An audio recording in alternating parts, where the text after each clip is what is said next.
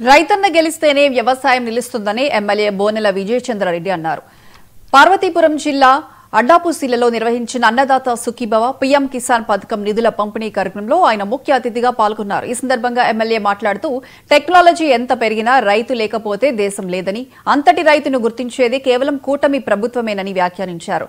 Super 6 హామీల్లో భాగంగా అన్నదాత సుఖీభవ పథకం కింద రైతుల ఖాతాలో డబ్బులు జమ చేయడం జరుగుతుందని పేర్కొన్నారు. గత వైసీపీ ప్రభుత్వం రైతుల పట్ల నిర్లక్ష్యంగా వ్యవహరించిందని ఎమ్మెల్యే బోనెల విజయచంద్ర ఆరోపించారు. రాష్ట్రానికి రావాల్సిన నిధులు, రాష్ట్రానికి రావాల్సిన కంపెనీలు ప్రతిదీ కూడా ఒడిసి పట్టి బతిమలాడి రాష్ట్రానికి తీసుకురావడం జరుగుతుంది. 16 నెలల్లో మనకి ఎన్ని పెట్టుబడులు వచ్చాయో తెలుసమ్మా? దాదాపుగా 20 లక్షల కోట్లు.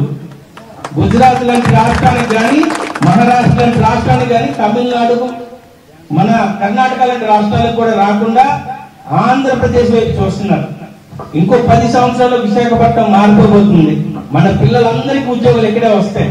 20 లక్షల ఉద్యోగాలు అన్నారు, దాన్ని చంద్రబాబు నాయుడు 50 లక్షలు చేయాలనుకున్నారు. అంటే ఎంత మంది నిరుద్యోగులు ఉన్నారో రాష్ట్రంలోనని ఒక తండ్రి పాత్ర పోషిస్తున్నాడు. ఒక తండ్రిలాగా ప్రతి ఒక్కరికి చూస్తున్నారు.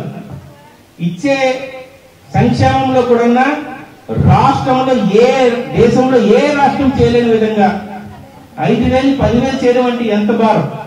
నీ ఇంటి ఖర్చు 15,000 నెలకి, దాన్ని 30,000 అయిపోతే ఏం చేయాలి? ఎక్కడి నుండి తీసుకురావాలి?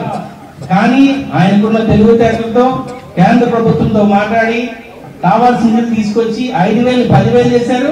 10,000 15,000